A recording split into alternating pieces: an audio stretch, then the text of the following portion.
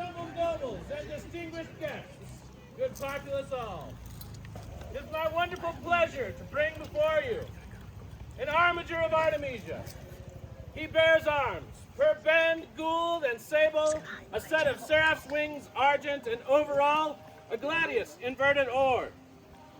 He is a member of the Order of the Golden Maple Leaf and the Key's Cross. He is a member of the Golden Griffin's Talon and a defender of the Citadel. He has served as Queen's Champion and is a Queen's Confidant and King's Counselor. He has reigned once as King and will again, should your Majesty's reign ever conclude, forever and one day from today. The Crown Prince of Artemisia, His Highness, Atilivs Primvs Castvs, accompanied by Princess Isa Renari and children. Please join our chivalry, for you are the future of our kingdom, and we would welcome you amongst our ranks.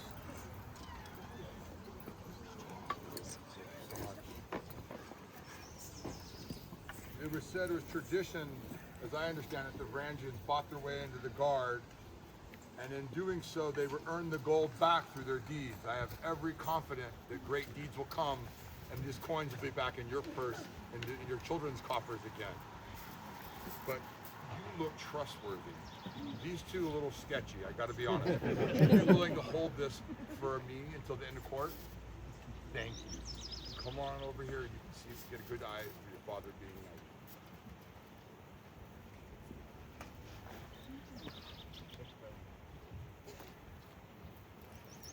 Is it still your intent to join the Artemisian Order of Chivalry? It is. It is a pleasure to hear these words from your lips to my own ears. It is a blessing upon the kingdom to have much men such as you come to the king's banner, to give service, to strive with your sword. We are well pleased. Is there a chain? There is, Your Majesties. My name is Count Brian from the Kingdom of Adenvelt. This chain has a lineage. It was given to me from Sir Tiernan. And to Sir Tiernan were Sir Johannes von Breckenheim. The story continues though. Many years ago, on the field of battle, I witnessed this great warrior take the field. I noticed his day was his, but most importantly, the day was ours, because I witnessed great virtue in this man. I saw definitely prowess, but I saw prowess tempered by mercy, by courtesy, and the virtues that we all hold up so well. I knew he'd be my brother one day, Your Majesty. That's why I give this chain to you. He has donned it and worn it and contemplated it for many years. So it is also his chain. Before it was, and now.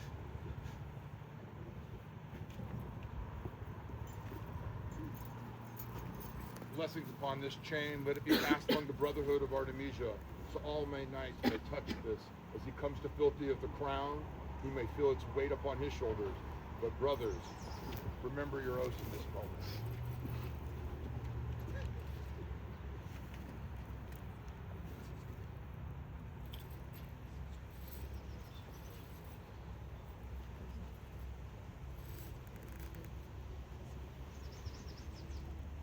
Is there a member of the Order of the Mark who would speak on this candidate's behalf? I, Loxley, I have words for Master Owen today because he's unable to attend. I'm Master Owen, member of the Mark. I will speak of this man. I feel honored to do so, and his qualities that make him a great candidate for the Order of the Chivalry are also admirable in their own right. Achilles, my friend, all know of your prowess in fighting, but not all know of your prowess in self-improvement. Many of us have make resolutions to improve ourselves, but often those fall by the wayside. It's too hot. I'm too tired. It's too hard. We find before relaxing instead of doing the work. However, after deciding on a course, have proven that you can complete that course, no matter the obstacle. This is a trait that I find most admirable in you, and feel it will always lead you to better yourself. Your Majesties, members of the Chivalry, good populace, I wholeheartedly endorse this man. As a member of the Order, and feel you could not pick a better person as a peer. Is there a member of the Order of the Pelican? Your Majesties, if I may speak on behalf of this man, please. Please. As member of the Order of Pelican, it is my great honor and pleasure to discuss this man's amazing virtues and his prowess. But one of the most important things in his service is his humility, his humanity, his heart, and his compassion that he brings to this game. Without his actions to make others feel included, to make others feel fostered, enriched, and embraced, there would not be a future. This man's compassion knows no bounds when it comes to others and their needs, and he has no qualms about sharing his journeys, his demons, his struggles, his failures, along with his successes. And he does so with no grandiose scheme to show how amazing he is. He does it just like breathing. It's just his nature. There is not a better candidate at this time that I can recommend as a member of the Order of the Pelican for you to elevate.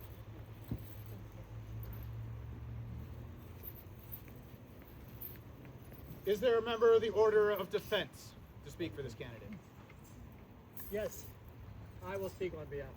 I am Jaythen, a member, my apologies, Your Majesties, Grand Populace. I am Jaythen of the Order of Defense.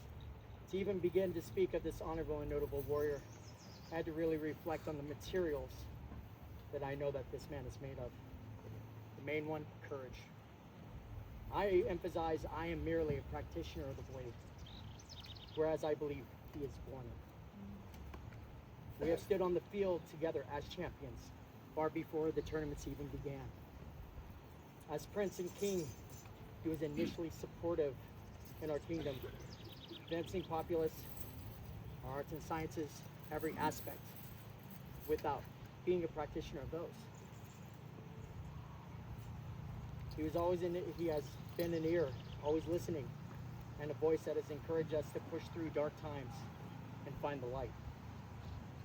I would like to share a small poem I wrote inspired by Atilivs. Lord of Fire. In fiery depths where hammer's thunder roars, a warrior's soul is shaped like molten ore. The smith's fierce will, a tempest in the night, folds, strikes, and bends the steel's resilient might. As sparks fly forth like stars in the deepest sky, the blade takes form, a glimpse to the potential, a shining eye. A warrior's heart, a furnace, burning fierce, forged in trials, tempered in battles, and made in the failure's light. Like the sword, the warrior's edge is keen, honed by struggle, sharpened by the unseen. With the anvil's given form, the quenching oil gives its dark kiss. This is the shape of his resolve. His spirit's worth has brought the raw ore to this. Now he arises a blade of living steel, a champion born where honor's fires hath revealed. On behalf of the Order of Defense, we must most certainly support and wholeheartedly ask you to admit this most honorable warrior and my friend into the Order of Chivalry. Thank you. Thank you. Is there a member of the populace who would speak? Your Majesties, I'm the Honorable Lord Sven, and it is my honor and privilege to speak for this candidate. I haven't known this man long, but my life has been infinitely and irrevocably changed in the last 2 years. He has enabled me to serve, encouraged me to practice, and inspired me to create. He inspires those around him, both immediately and distantly, to be their best. to strive for excellence in any and all endeavors, whether athletic, artistic, or otherwise, and models what that looks like on good days and difficult. He leads by example with diplomacy and discretion. He empowers others to be and do according to their own judgment. When the populace was struck by the loss of a comrade 1 week ago, he knew exactly what to say to allow us to mourn, but empower us to continue to do what we love.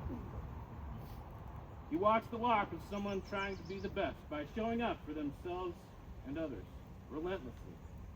100-day Pell challenges, fighter practices, wars, and many, many tournaments fought. Some lost and some won, but documented victory and failure alike for all to see and learn from. In the inner brow of the crowns of Kaid is famously inscribed, "We reign because they believe." No one has ever made it so easy for me to believe. He's a poet, he is an artist, he's a king, and he is one of the best damn fighters around. He is my friend. And your majesties, today I implore you to make him knight. Thank you. Is there a member of the Order of the Laurel?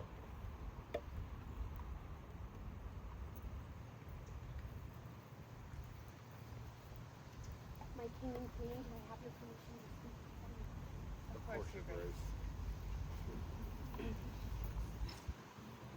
A year and a half ago, maybe 2 years ago, if you had told me that I would be speaking at this man's knighting, I would have said no way. If you had told me that I would be speaking on behalf of this man's integrity, this rebel, this new guy that showed up, came out of nowhere, I would have said no way. If you would have told me that I would have become amazing friends with this man and his beautiful family, I would have said, no, that's the new guy. He thinks he's coming in, he thinks he's taken over, he thinks he's going to tell us how we should be in our kingdom that is built, and all of you can agree, in such tradition. We're out here in the middle of nowhere. We're out here away from all of these kingdoms of the known world, and we are set in how we believe because we are Artemisians. And had you told me that this Prince of Artemisia was going to be knighted, I would have said, I'm not okay with it. I was so wrong. You came in like this wildfire. You came in and you showed us that you cared about fealty, that it was real to you. And it wasn't something you were just doing because you won. It was something that's in your heart and that you mean. You also showed us that you care about this kingdom. And that not just you, but your beautiful wife, who actually is the one who won my heart. But you proved us all wrong. And it's a wonderful, pleasant surprise that you did this at Populace. And the art, I'm speaking for the Laurels. I don't necessarily think it's appropriate for me to speak for all the Laurels because, as you guys all know, we are a very opinionated bunch. But what I can say for this Laurel, your passion for the arts and everything that you do to be a leader within the arts community outside of your fighting, the amount of documentation, you guys have no idea. I've read it, and I'll read it again, and I'll keep reading it because he is driven. This is not the end of his path when he becomes king again and he becomes a duke and he's knighted. It's truly, literally the beginning. Because who you're seeing kneeling here, he's going to be a Laurel, he's going to be a master of defense, and he's going to be an Order of the Monk. And I just, Majesties, thank you for giving me this moment to speak for him.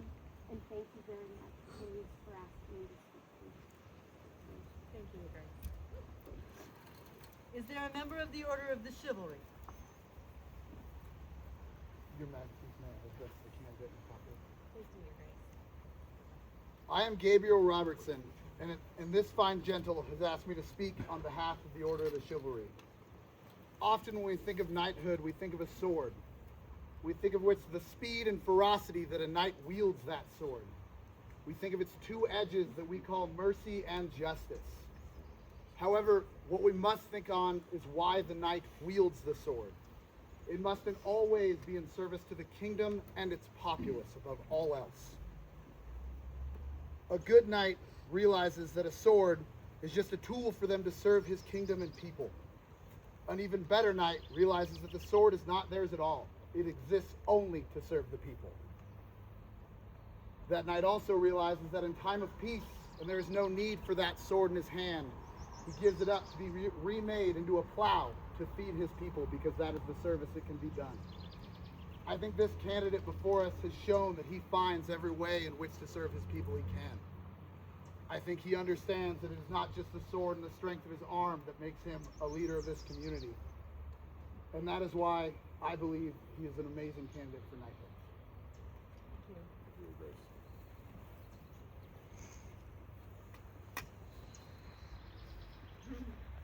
Is there a member of the Order of the Rose to speak for this country?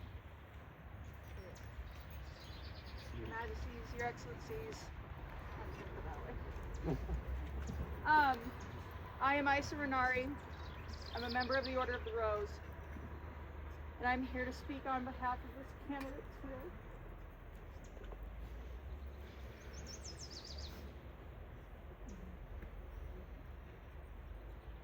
As a member of the Order of the Rose, we must know what it takes to be a knight, because we've stood by one usually. We've been on the throne, we've seen the heartache, we've seen the burden that is behind all of the hard work. As his wife, it has been a privilege to stand by his side for the last decade and watch how hard he has worked. The failures, the doubt, and then the blossom. It's almost like it happened overnight. He has worked so hard, and he loves this kingdom, and he loves all of you, and he loves his past. He loves where he came from. He loves you, all of his brothers and sisters. He loves you. That does not change today. His support to this kingdom, his support to this game. I know it does not end here. As Her Grace Kortland said, this is just the beginning. And Your Majesties, as a member of the Order of the Rose, I implore you today to make this man.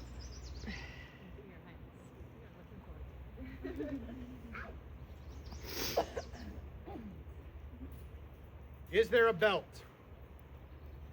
Your Majesty. Good populace of Artemisia, I am Duke Flóki Landison, Duke, Knight, and Laurel of the Society of Creative Anachronism. This man took the challenge of asking me to teach him and mentor him in the ways of chivalry and the traditions of Artemisia and the known world. On that day, we entered into an agreement. At this time, I would let it be known. Our agreement is fulfilled. I have paid him for the magnificent deeds that he has performed, as is appropriate to one who wishes to be such a ring giver as myself. And I released him from his duties and obligations last night during his vigil.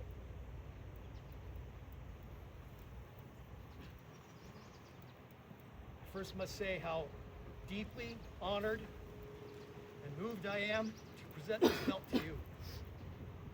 The lineage of this belt is in all likelihood one of the greatest lineages of the known world. This belt first was worn by Duke James Greyhelm, 8 times King of the West.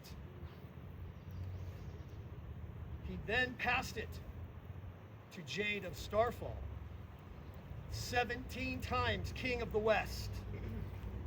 And His Grace Jade placed upon this a geas that says that this belt must never be passed on to a knight who was not first king before being elevated to this accolade. This belt was then passed to His Majesty Uther, king 13 times of 3 kingdoms. And from His Majesty's hands, it was given to Duke Alfar Utherson, twice king of the West, and may I say, the wisest of them all. And it is from His Grace Duke Alfar that this belt is passed to you and entrusted to you. Do not break the gaze upon this belt. Do not bring it shame. You are a part of a lineage that is ancient, noble, and worthy. Always remember, whether it is this belt or another that you place upon yourself, as we said last night, you will earn this belt every day you put it on until the day's end, for you or us all. It is a burden that can be at times heavy, and its color is so that all may see you far and wide and know you and judge you by your actions. But I know you will never falter, and you will be proven worthy of this belt again and again. Continue, Your Majesty, with this one.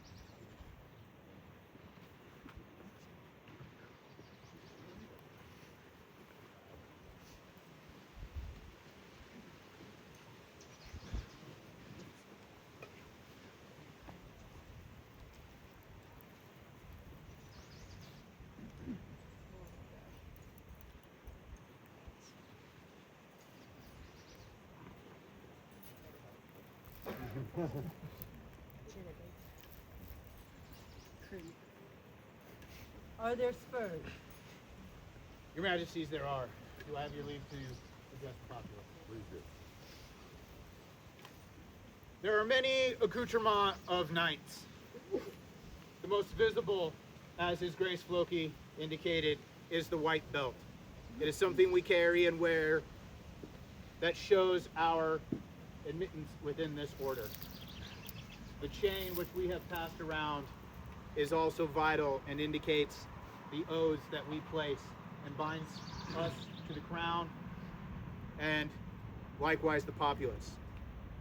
The spur is an implement to be used in service of the crown. They are a tool to ride forth and dispense their Majesty's justice, to ride in defense of the kingdom and to those we deeply are entrusted to protect. This is something near and dear to my heart, and as a blacksmith himself, I chose to forge these spurs by my own hand. Now they are not perfect, as none of us are perfect. They are to be used and worn, to be worn upon the battlefield if you so choose. Although safety is important, don't fight in tall grass with spurs. As historically done, these are prick spurs, to remind you not to be one.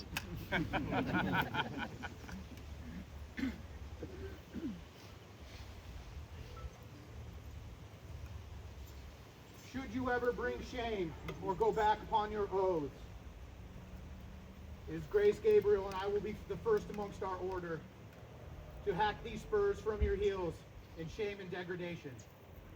As His Grace says, I do not believe that day shall ever come. For you are a man who exhibits the willingness to learn, to try, and to do. Your Grace?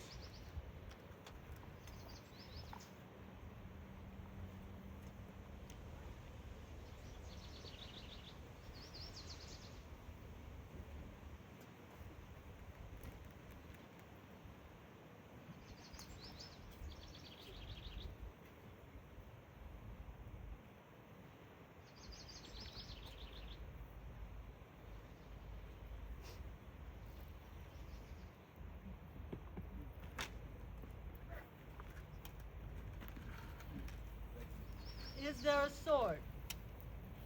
There is, Your Majesty. The sword is presented by Master Nicholas, trusted friend.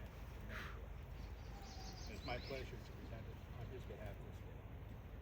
As His Grace Gabriel spoke, the sword has two edges, justice and mercy.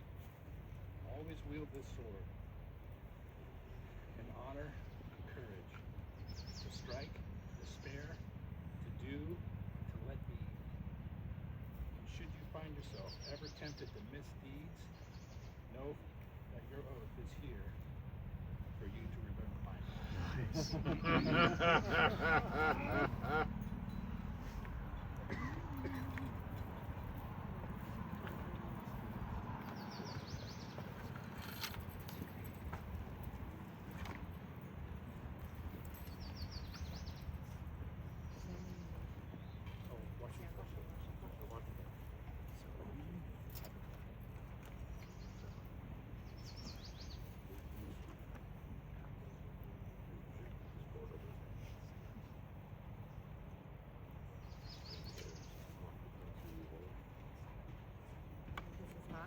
To cleanse who you were, but is to refresh you for the journey ahead. The pitcher and bowl were made by Lawrence Valentine.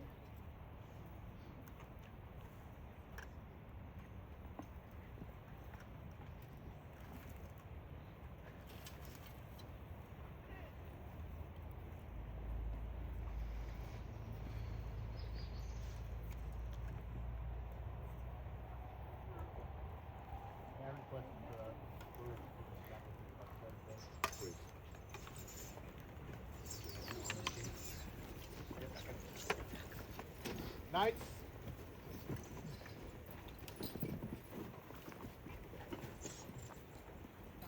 do not bear a sword. I welcome to use one.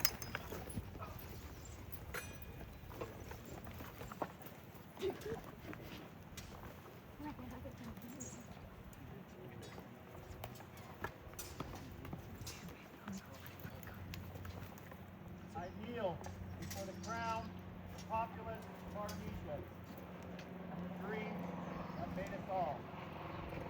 I swear to courage.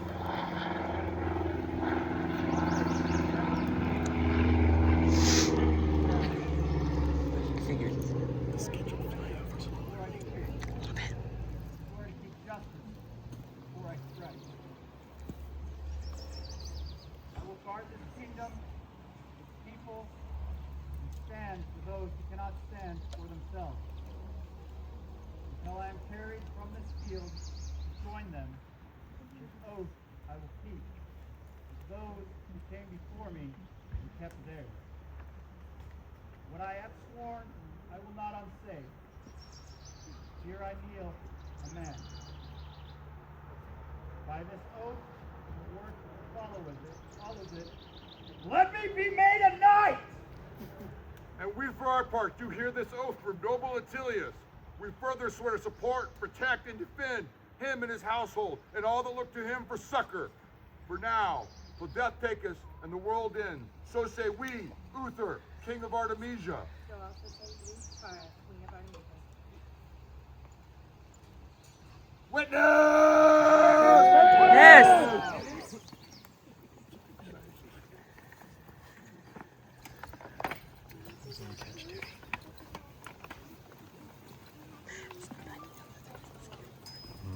I feel this chain is heavier as it comes back in my hand. As your brothers laid their oaths and thoughts and hearts on me.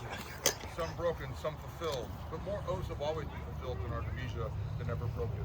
And this symbol, your fealty to the crown, wear it well.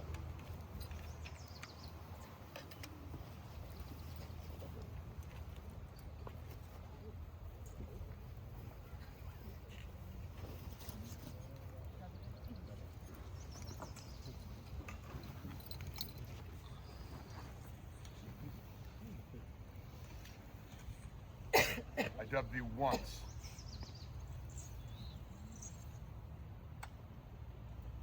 I dubbed thee twice.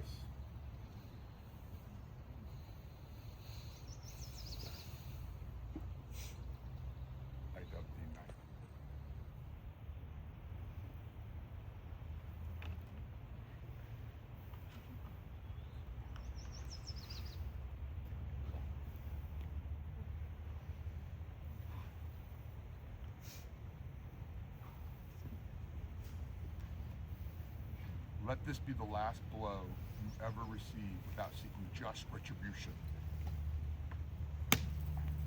Ooh.